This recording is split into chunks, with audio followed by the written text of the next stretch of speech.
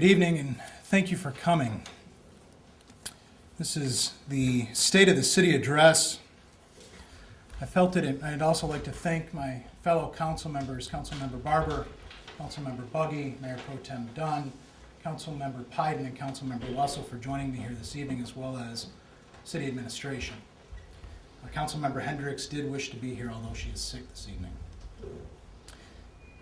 When I was elected as mayor, I felt it important to try to communicate with the residents to keep our residents in tune with what is going on in the city. We have about 2 meetings per month, about 24 meetings per year, what would be considered regular city council meetings, give or take 1 or 2. On top of that, we have goal-setting sessions. We also have budget sessions. And throughout the course of all of those meetings where your council members attend, there are decisions that are made. And essentially, we are piecemealing together different facets of this community throughout the course of a year. And I wanted to give our residents an opportunity for what I would call an inclusive overview, about a half-an-hour presentation as to where the city stands, what we've been able to accomplish, and maybe a snippet as to where we might be going.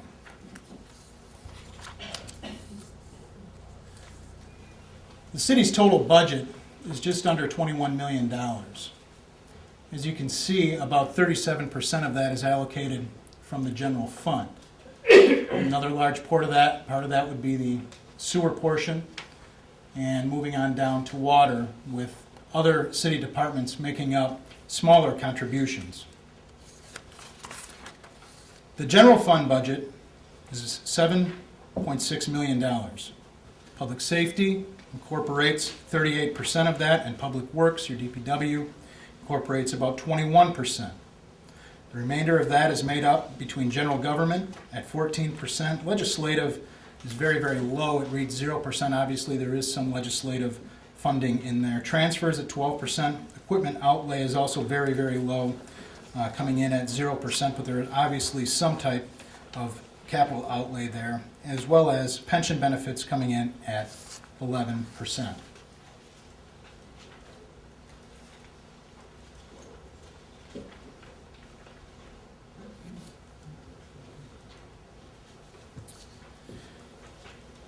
When we talk about the general fund, we have to talk first about the revenues. Your property taxes account for about $5.9 million of the general fund as far as revenue is concerned. Licenses and permits are $279,000, with intergovernmental funds coming in at about $1,039,000. All in all, you're looking at total revenues of $7.6 million into the general fund. The expenditures are what we just went over in the last graph, percentage-wise, but when we talk about dollars and cents, we're talking about public safety coming in at $2.9 million, Public Works coming in at $1.6, recreational and cultural activities coming in at $298,000, and pension coming in at $841,000. The remainder of that is made up in general government of about $1 million, legislative of $17,000, transfers of $894,000, equipment and capital outlay of about $20,000. Your rates as a resident in the city of Marysville have remained the same. We operate at about 16.11 mills. This has been the same millage rate since 2006. This council finds it incumbent upon ourselves that we will ensure that we will do everything we can throughout the course of our tenure not to raise rates by way of millage. We do not want to see the costs of running this city and the increases of the same thrown on the backs of the taxpayers. So this council has been extraordinarily diligent in trying to ensure that the millage rate will not increase. There are no promises I can make moving forward. I did make a promise when I was running for mayor that the taxes would not increase. This council has held true to that promise. Your millage rate remains the exact same that it was since 2006. And if you really think about that, that's extraordinary in consideration of the financial burdens that have been placed upon this city and you as homeowners and as families. You understand what the cost of living has done. You understand where jobs have gone. You understand that the dollar doesn't go quite as far as it used to, but the city has been able to operate under the exact same millage rate as it has since 2006. Your water rates, refuse rates, sewer rates, those are billed semi-annually. Your water rate is $117.18, your sewer rate is $196.88, and your trash is $40.08. That's the same rate you've been paying for the last 2 years. My suspicion is next year you're going to see a slight increase in water rates, but we were faced with that this year. Again, we have tasked city administration, and they have responded in kind by finding and developing ways to ensure that an increase in water rates is not going to be thrown solely on the backs of the taxpayers. So the city administration has been charged with finding a way to ensure that you will keep paying around the same that you are paying right now, certainly by way of millage, but also by way of water, sewer, and refuse rates. There are some fees that you see on your tax bill, or I'm sorry, on your water bills, administrative fees and things like that. We are seeking to try to start carving those off, maybe not in whole, but at least in part, a percentage a year or a half a percentage per year until we can get that down to zero.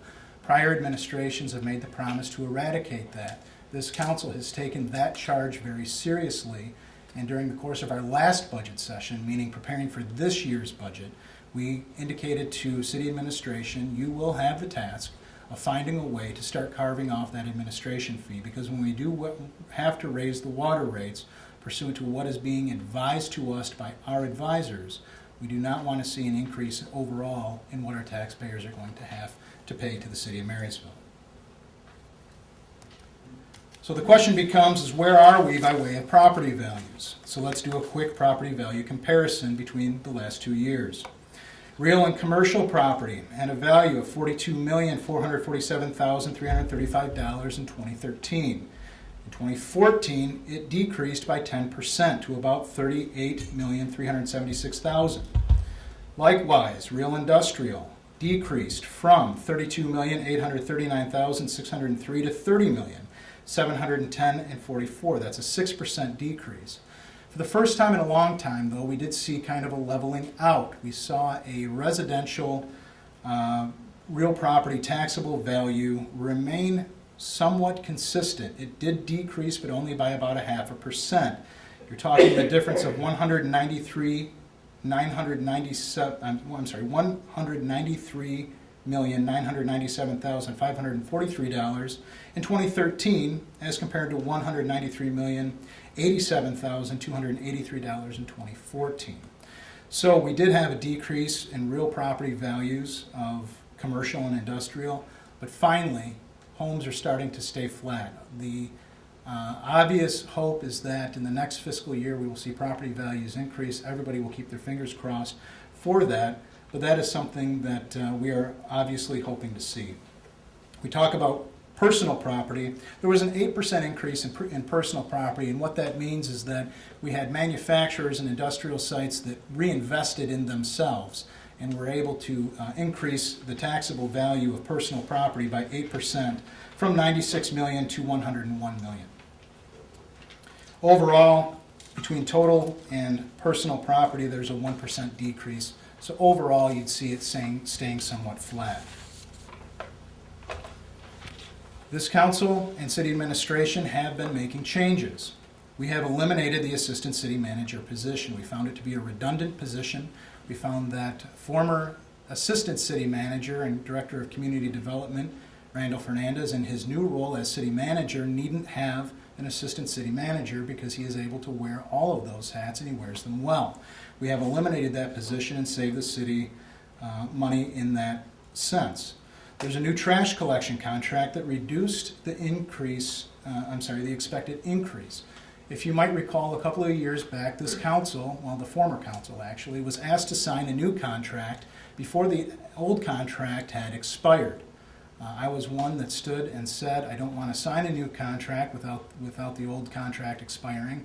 I said, when the contract seeks to expire, then we can pit our potential trash haulers, those suitors, against one another and get the lowest bid. Our current trash hauler is the trash hauler that we had before, but we are paying now a lower rate than we were under our last contract. So we have saved the city money on trash collection. Also, travel and training costs have been reduced citywide. It doesn't mean that we are not training our employees. It means that we are paying very close attention as to where they are going and the travel habits of the same. The cleaning contract was negotiated. We've reduced and eliminated services, resulting in a 44% savings to the city. The new flower bed maintenance contract also reduced cost. And I can't really be held to strict numbers, but I believe it was from a cost of about $19,000 to a cost of just over $10,000 or somewhere in that area. And essentially the same beds are being kept the same way through a different company. Again, water and sewer rates have been constant for 2 years. So let's talk about city departments. City is comprised of many departments, the first of which we're going to discuss is the finance and assessing department. We do have our city clerk, Renee Warnke. We have redesigned tax and water bills. Those bills have resulted in not only a savings in labor, but a savings in postage. We've partnered with community development by cross-training between departments for better service to the residents. What that means is that you are not looking for one particular person in the office anymore. Many of the office employees in our clerk's department are able to answer the questions that you might otherwise have because they have been informed and cross-trained in multifaceted roles. We've worked with the EDA to provide tax abatements for local businesses. As you're aware, business growth is something that we want to see in the city of Marysville, so we have collaborated with the EDA and Dan Casey and all of his resources to try to provide tax abatements for local businesses. Furthermore, 2 years ago we had many tax appeals that were hanging out there. We had exposure of hundreds of thousands of dollars if these tax abatements went through. These have all been settled. And as a result of that, the reduced liability for local businesses and residents has been met. We have wastewater and water treatment plants. Turning first to our wastewater plant, we recently completed a $20 million renovation. And this was at our wastewater treatment plant. It was a complete renovation of all the plant equipment and a 50% increase in treatment capacity. 40% of that project was paid through federal AARA funding, and the remaining balance utilized low-interest loans from the MDEQ. Now, if you have driven down Ravenswood or up M29 in the area of Ravenswood, you have noticed in the last couple of days construction. This construction would be south of the Speedway gas station on the center portion of that road between M29. That is a $950,000 sanitary sewer pumping station. Right now, there are areas of our city that pump their sewage into the city of Port Huron, and we pay for that. We pay about $60,000 per year for that service. This will put, once this pumping station is complete, it will put Marysville completely on its own by way of wastewater. We will no longer be sending any of our wastewater for treatment to the city of Port Huron. We will be completely independent.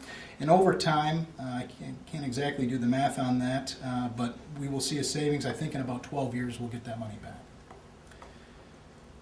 Maybe a little bit longer, maybe about 15 years.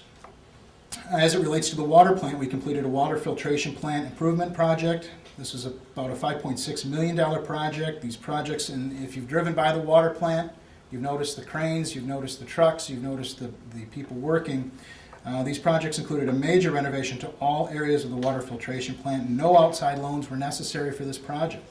And that really does speak to the financial independence and the steadfastness of past councils and this council. Barry Rubel, the director and department head of our water and wastewater plants. We are very fortunate to have Mr. Rubel. He runs a very tight ship. I will tell you this, each and every time he makes a presentation to this council, I'm always impressed. I'm always impressed by his cost-saving measures that he has implemented. And I'm also impressed by the way he runs his crew. I know that there was a time where members of his department were working essentially 24-hour shifts, and I think that went on for about 2 months' time. That's really unheralded work. Really didn't make the paper, wasn't on the radio. Many of you probably don't know about that, but Barry has very few employees in the water department, and those employees in wastewater department, and the employees really did go beyond what their job protocol is in a couple of months to ensure that our residents had clean drinking water, clean water to shower with and cook with, and obviously that our wastewater was treated properly. And that's something that Mr. Rubel won't tell you, but it's something that I'm very proud to stand up here and say that that's the type of employees that we have in this city. Moving on to the Department of Public Services. We are very fortunate we were able to appoint Barry Kreiner as a department head to the Department of Public Services. They have provided $95,000 of in-kind services for the shoreline restoration project. They provided $74,000 of in-kind services for the Chrysler Beach improvements, and reserved $9,000 for tree replacement for the DNR-DTE tree replacement grant for trees in the city park. Interestingly enough, the entire council just got out of a goal-setting session, and this particular council is very concerned with the infrastructure in the city, our roads and the deterioration of the same, and how is it that we are able to spend your dollars wisely to ensure that our roads are kept in a fashion that are easily driven upon and that they don't deteriorate into a way that we have to now replace the road rather than repair the road. Barry Kreiner and Craig Hoff and Sean Quain from, and there was one more gentleman, and his name escapes me, but Drew Saunders, thank you, Barry. Drew Saunders went into PASER training, and what they were able to do with PASER training, now mind you, this is, if we were to pay an outside agency, this would cost the city about $40,000. And what this would be an evaluation of how to repair our roads, what condition they are in on a 1 to 10 scale, 1 being the worst, 10 being the best, in need of little or no repair. But those 4 gentlemen from our DPW went and got this training to the tune of $25 per person. And now they have the knowledge and have already spent about 200 man-hours in assessing every road in the city so that this council can make informed decisions on how to spend your tax dollars in an effort to try to keep our roads in good repair and keep them for as long as we can, because the cost of replacement is in the neighborhood of about $375 million if we were forced to replace our roads in the city. A very big thank you to the added effort of the DPW. The River Road from Mack to Davis was rebuilt, storm drainage was added, and 6th Street from Michigan to Range Road had panel replacement. If you've driven down 6th Street, after the time school got out by Garden School and between Michigan and Range, you've seen all the construction there. It's a very smooth road at this point. Might not be too aesthetically pleasing to look at, but if you were the passenger in a vehicle and you closed your eyes, it would be a very smooth ride. I don't necessarily recommend closing your eyes if you're driving. The Department of Public Services also built a new pavilion in the city park, a new columbarium in Riverlawn Cemetery, which will pay for itself. Purchased a new John Deere tractor. Again, we have got to start piecing back together equipment that we have not been able to replace. One of the things we were able to replace this year is a John Deere tractor. The second large item that we were able to replace is a sewer inspection truck. 3 different types of equipment. It's an outstanding piece of equipment. I got in the back of it prior to the purchase and learned, not very novicely, I learned how it operated. And then I stopped by one of the crews that was using it and watched it work for a while. It's an amazing product. It's really going to help the DPW do their jobs well. We also have to start piecing our workforce back together, both through attrition and by other means. We have had to see a decrease in the size of our workforce. We have added a 15th worker to the DPW this year. And of course, we've been recognized as a Tree City USA for 23 years. The other thing I want to say about the Department of Public Services that is not in the slide is the outstanding performance of the DPW throughout the course of the horrific winter that we had. Snow upon snow, sleet upon sleet, and ice upon ice. They kept our roads clear, they kept our roads manageable and safe, and we need to certainly recognize the efforts of that department for going again above and beyond the call of duty. Department of Public Safety will be the next department that we take a look at. There is a newly formed administration. That was done in October of 2013. That will be a combined savings of about $75,000. Furthermore, we've received about $39,000 in grants, and this is for salary reimbursement, training, and equipment purchasing for the Department of Public Safety.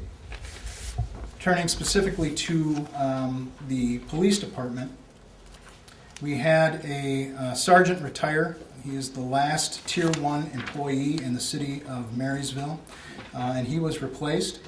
I have met the his replacement, a very fine young man that we got from the city of Port Huron. Arrests are up 44% and overall crime is down 17%. And one might say, well, those numbers don't necessarily correlate. So I asked our chief, Tom Koenig, to explain those numbers to me. And what he said is we have arrested more people being involved in multi-offender crimes, but overall, the number of crimes has decreased in the city by 17%. So I hope that makes sense. It makes sense to me, after it was explained, of course. We had fire and EMS department. We have a new ISO level 4 classification. What that means is that we were regraded by the Insurance Services Organization and received an improved rating to class 4. This is important. The ISO rating is a recruitment incentive for new business and industry. Large companies can save a lot of money on insurance premiums when you have a rating such as that. There are over 49,000 fire departments in the United States. Only about 17% are class 4 or better. We have budgeted for the refurbishment of a 20-year-old ladder truck through planning and selective refurbishment over replacement. We were able to continue the vehicle purchases without the use of tax dollars. These are funds that I believe are coming out of the EMS fund. A new ladder truck, just by way of explanation, is to the tune of about $1.2 million, somewhere in that neighborhood. Chief Koenig is shaking his head yes. This is going to cost the city less than $550,000, and we're going to get at least 20 years of life out of that truck. Turning to community development. We've got, again, when I spoke earlier of reinvestment in the city, SMR added 24,000 square feet. SMR Automotive for a second automated paint line. This is an $8.1 million real property investment. There was a 4,870 square foot addition to Intertape Polymer, an equipment upgrade totaling about $16.8 million of personal property investment. O'Reilly Auto Parts has moved in to a 7,000 square foot store at 2900 Gratiot, a $290,000 investment. And we've had 4 new single family homes. Top of that, we will see a new brewery come to town in the not too distant future here over on Gratiot. The Recreation Department has reduced its general fund the general fund contribution from $265,589 in fiscal year 07 to a contribution of $72,150 in fiscal year 15. It employs 49 seasonal employees for 2014, offered 41 summer programs and 17 different fall and winter programs for toddlers through adults. 10 different community special events were made available, including a Halloween maze, daddy-daughter dance, and the K9 5K dog run. $19,900 in sponsorships for recreation departments was realized. For recreation programs was realized. And it issued 18 SCORE scholarships to Marysville residents. We had some new windows installed in the west bay of the community center. If you're not familiar where that is the old fire hall located in our park. Currently, one of the tasks of the Recreation Department is developing a master plan to take a look at the city park and its uses and whether or not the space is being used in the most fashionable and best of ways. So, things that we will be examining are the points of ingress and egress, and would one main entrance and one exit be more amenable and more useful. Adding ADA accessible playground equipment, additional pavilions. The pavilions, as you're aware, they can be rented by the residents. It's a very economical way to host a party in the summer. Also looking at a dog park and other plans for the recreation department. The 2014 recreation swim team were champions, and that is the 4th consecutive year. The Marysville Golf Course. The Marysville Golf Course is a topic of much discussion and much debate around the city. It has lost money year after year after year. We, as a city council, in an effort to right the ship, have taken certain steps. One of them is that we have applied for a Class C liquor license. None of these steps individually can be viewed as a magic bullet. None individually will seek to resolve the problems that exist at the course, but Mr. Fernandez has been on task. There has been a committee formed with regard to the golf course. The committee has met. Options have been discussed, and different types of policies have been implemented. But again, one of the things we've done is we have submitted an application for a Class C liquor license. We had expected to receive that in July of this year. As the state moves. It is July has come and gone, August has come and gone. September is here. I don't necessarily expect to see approval in September. I hope it does. I'll be pleasantly surprised if so. But we do make phone calls every 2 weeks to the powers that be at the state, at the Liquor Commission. We don't want to make so many phone calls that we annoy them, but we certainly want to stay on their radar so that we can have this to open up next season. We've made an equipment purchase. We've purchased 9 new pieces of maintenance equipment. This is something that the council made an investment in about 2 years ago. We continue to pay for that. This year, we have been vetting the possibility of a restaurant opening up. This would be new construction. This would be an independent third party that would own this and run the restaurant. This would be in coordination with the Marysville Golf Course. And those talks have been ongoing. I know that city management is looking very forward to trying to take that to the next level. 18,500 rounds have been played with 2 months to go. That's a 2% increase from 2013. Revenue is up 4.1% from last year to date, again comparing the same time frame.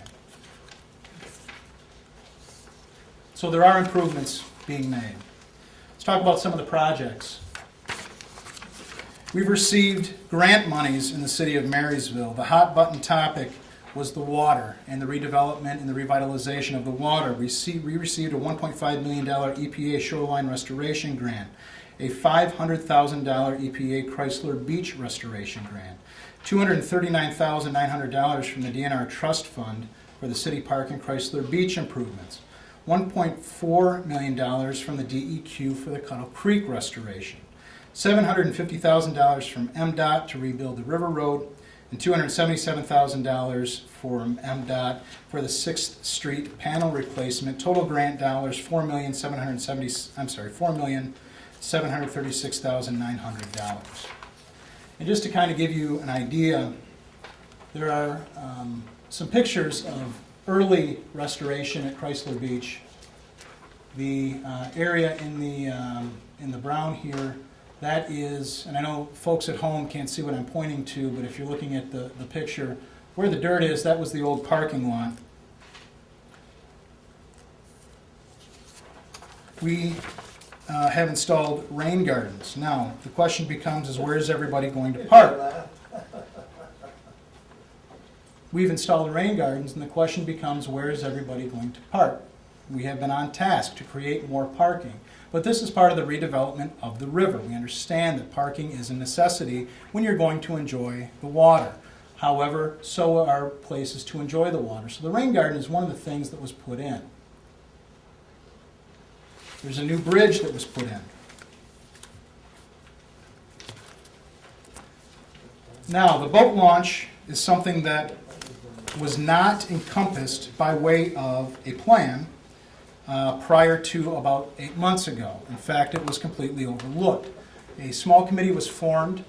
Councilmember Barber was part of that committee, and we discussed the oversight in not fixing the boat ramp when we have fixed the Chrysler Beach, when we have fixed the parking lot to the north of the boat ramp, when we have included picnic areas and handicap accessible areas and everything else around this area.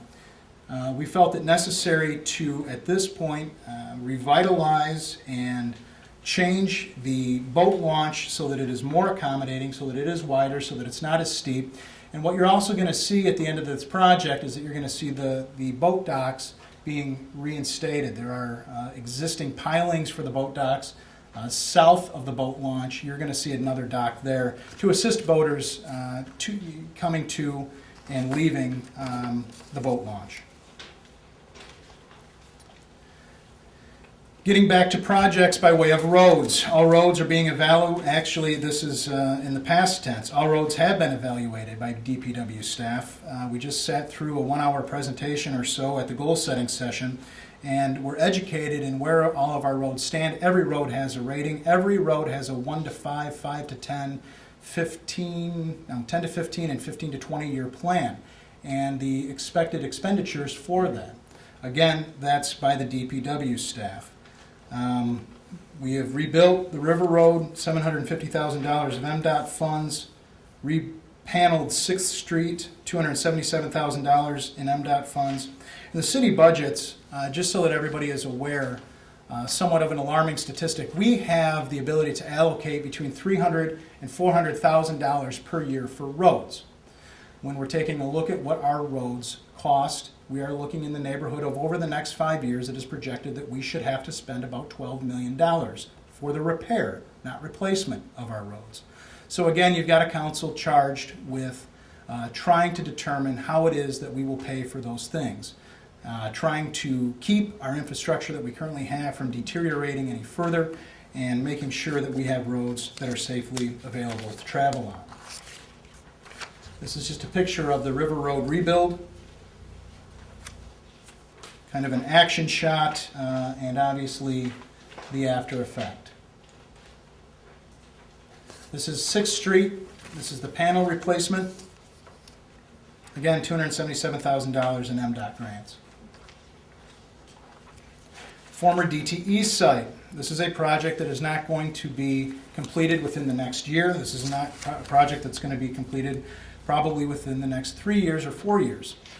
The DTE site was sold to Commercial Development Corporation. It's a St. Louis company. Demolition has begun. We expect to see the building completely razed within 18 to 24 months. After that time, there will be a reinvestment in that property. We will have a hand in forging ahead the redevelopment of that property, and this council is tasked with trying to form a steering committee and vetting the best uses for that property. This community will be engaged in that process at the beginning of next year. I can very plainly state it is not the desire of any council member, including myself, that that property would be redeveloped as an industrial site or would be redeveloped as some type of manufacturing site. This is a property that is, if you're not familiar, I'll just give you maybe just a little bit of background. It's about a 20-acre parcel, obviously sitting on the St. Clair River. There is rail very close. The St. Clair County International Airport is within a couple of miles. It's very close to I-69, very close to I-94, has a deep water port. All of those things make it a huge asset not only to the city of Marysville, but the region. And the way we look at this is that this is the linchpin for future economic development in the city. So we will work hand in hand with CDC to find the best partner in order to develop that into something that can be reinvested for generations. Cuttle Creek. This is a huge undertaking. I believe that the city's investment in Cuttle Creek will be around $10,000 to $15,000 for the changing out or moving of a drain. Other than that, these are going to be all grant funds that we receive. This project is going to remove an irrigation pond, reestablish a stream channel. Again, part of this initiative is Great Lakes restoration, and the goal will be able to have a habitat that fish can swim all the way up from the St. Clair River, all the way up essentially to Busha Highway and back. It'll be used for spawning of those species. There is a slide here on the proposed improvements of the same. Construction on this will begin this fall. We have to wait for the ground to get a little bit frozen to bring in some of that heavy machinery. After I was elected as mayor, one of the things that I wanted to do was form a business council, and we have been able to successfully do that. In April of this year, let me back up just for a moment. One of the first things I did is have a meeting with Mr. Fernandez and indicated I wanted to start a business council. The goal of this council would be to get down to brass tacks with the businesses and ask them what hindrances are there to growth and expansion, what hindrances are there to keep your doors open, and how can the city help alleviate or solve some of those issues that you might be facing. When we took a look at that, one of the suggestions was from Councilmember Hendricks, and that was to have a workshop. So in April of this year, we had our first Marysville Business Council workshop. We had hoped, our goal was to have 25 businesses attend, and we had invited every business in the city of Marysville. We had 50, so we had doubled our expectation. Not only did we receive 50 persons from 50 Marysville businesses, but we also received with that a mailing list, because we put everybody on an email list, and what that has helped form is a smaller business committee that meets monthly, and we've been able to create a doing business link in the city of Marysville. Again, we're trying to bring attention to the businesses that are available for people to go to in the city. We're not viewing ourselves as a chamber of commerce by any stretch of the imagination, but if there is the ability for the city to, on a minimal basis, help the businesses grow and knock down hindrances that are there, then we're going to take advantage of that. And this business council gives us the opportunity to meet with businesses on a monthly basis, listen to what is going on with the businesses, and aim to assist them. So the city has taken charge. Councilmember Hendricks has been absolutely pivotal in the success of this. I wish she was here tonight, but she's been absolutely instrumental in the success of this Marysville Business Council. And I look very forward to watching this grow. Aside from that, and I don't have a slide for the Business Council, I have formed a Marysville Youth Sports Committee. What that is it's a committee made up of a board member of the 3 youth sports leagues, which would be the Marysville Youth Soccer Organization, Marysville Little League, and Marysville Youth Football, along with the City Rec Department and City Management. And what that committee does is that committee will meet again on a monthly basis, sometimes every other month, to discuss how the city, if the city can help these leagues grow and flourish. So we've had very, very warm reception for that. Taking a look at some of the accomplishments, awards to the city, in 2014 we had the James F. Blisky Quality of Life Project of the Year for Southeast Michigan for the shoreline restoration. We also had the Quality of Life Project of the Year for the Michigan section for the shoreline restoration. 2013, Michigan Water Environment Association for Public Utility Management named Barry Rubel its Professional of the Year. Congratulations to Barry Rubel. 2014, St. Clair River Binational Public Advisory Council for River Restoration awarded us an award, and in 2013-2014, Michigan Municipal League Workers' Compensation Fund for Loss Control Achievement also awarded us an award. 2013, we had the United Way award us recognition for our dedication to the community. Blue Water Magazine had Danielle Quain as Woman in Uniform and did an article on her.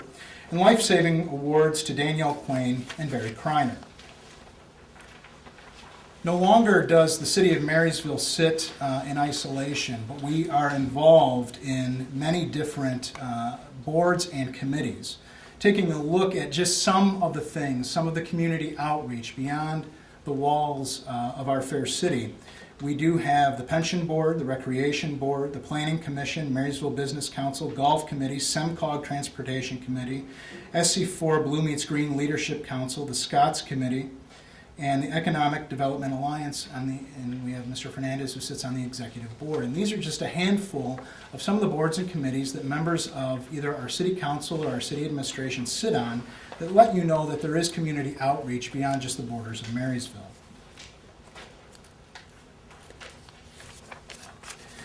Now, as you know, by virtue of my position as mayor, I serve as a trustee on both the Marysville City of Marysville General City Employees Retirement System, as well as the City of Marysville Police Officers and Firefighters Retirement System.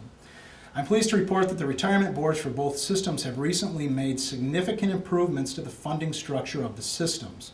Working very closely with our professionals, we have reduced the actuarial assumed rate of return from 8% to a more obtainable 7.75%. What that means is we have been contributing as a city based on the assumed rate of return of 8%. That has not been a percentage that has been realized in years. But in order to move that down, city contribution funds would have to go up because essentially what you have is a greater than unfunded liability. So when simultaneously, when we moved it from 8% to 7.75%, we adopted a 30-year period of time for paying off the unfunded liability for each system.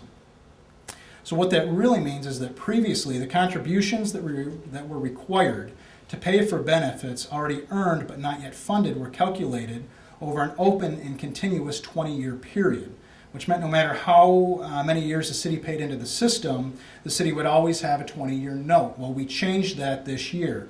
Now every year that the city makes a contribution, the term of the note is reduced so that in 30 years the note is gone. So it is equivalent to now a mortgage, and that unfunded liability will be eradicated within 30 years. We're no longer kicking the can down the road, as they say. These changes were adopted so that over time, the funding level of the retirement systems will be strengthened to ensure that the city will be able to keep the retirement benefits that it promised and made to its employees, and to further ensure that the financial future of the current and retired employees of the city of Marysville.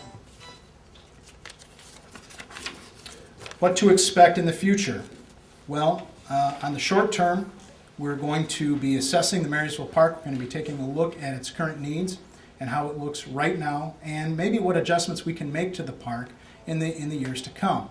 You understand that this is part of the puzzle because we have revitalized the entire waterfront, and we have the DTE property to the north of that, and part of that is the recreation that the city offers by way of its park system. It has not been looked at in a number of years and is not necessarily user-friendly, so we're going to be taking a look at that. You will see an increase in city water and sewer rates. Again, this was recommended this year. This council did not want to put that burden on the taxpayers, so we did not do that. One of the tasks that we had indicated to city administration is to find a way to reduce some of the other costs so that the amount of the check that you write is about the same when you're paying your water bill, but it's going to be allocated just a little bit differently. And, really, overall, what we are hoping to do is enhance the economic prospect of Marysville and the entire Blue Water region by making improvements to the Chrysler Beach, the boat launching facilities, and Cuttle Creek. This is all part of the puzzle. And to sum it up, is our mission.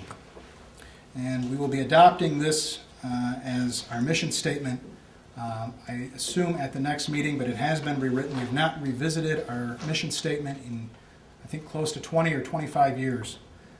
But our mission is now this: Mayor, Council, and all city employees are committed to providing exemplary services by responding to the needs of our residents and businesses in a pleasant, timely, and fiscally responsible manner. Ladies and gentlemen, that does conclude my State of the City address. I want to thank each and every one of you for coming, and I hope that you learned something this evening. Thank you. Nice job.